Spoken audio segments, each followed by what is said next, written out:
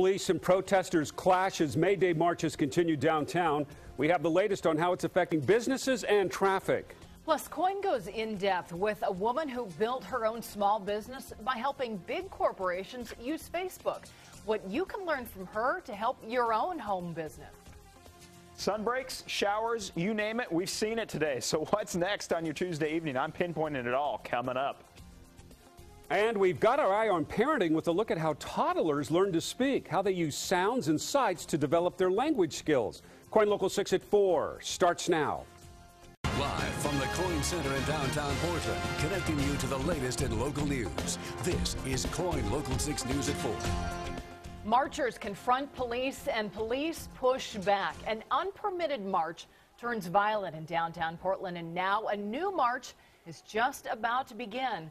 Welcome to KOIN Local 6 at 4 o'clock. I'm Amy Troy. I'm Jeff Giannoli in for Jenny Hansen, and this afternoon's march could really make a mess of commuter traffic. So far, things have been peaceful. Organizers call this a family-friendly event to celebrate international workers' rights. Here's a live look now. Unlike the march that was earlier today, this march is permitted by the city, meaning the people organizing it got a permit.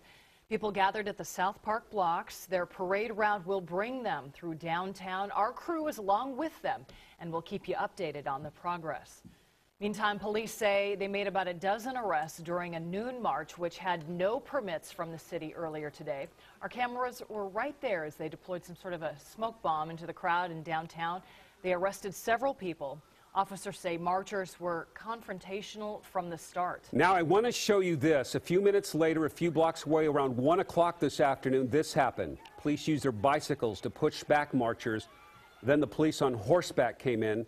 Officers made a few more arrests. This was near the Hilton Hotel downtown, and they arrested several people for disorderly conduct. And students were part of the earlier demonstrations. They walked out of class this morning.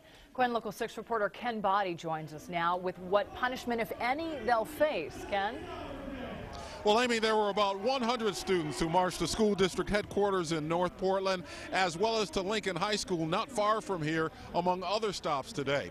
They were protesting school district budget cuts.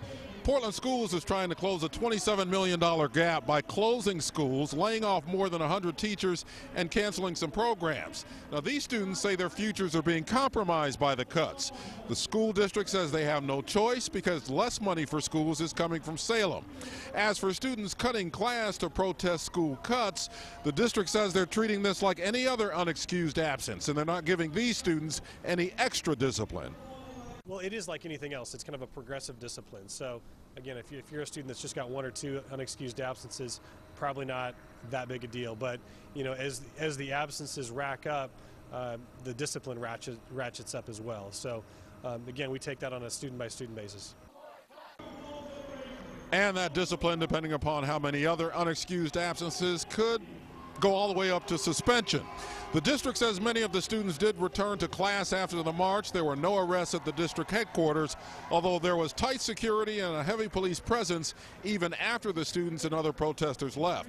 Now, many of the students today who marched were from Grant and Cleveland high schools. Both of those schools faced the loss of up to 10 teachers because of the budget cuts. Reporting for you live from the South Park blocks, Ken Body, KOIN Local 6. Ken, thank you. We'll continue to follow the May Day activities. Once again, this march now starting, another march scheduled for 6 o'clock. At 4:30, we'll show you how the downtown march is affecting commuter traffic and TriMet service. So stay with us for that.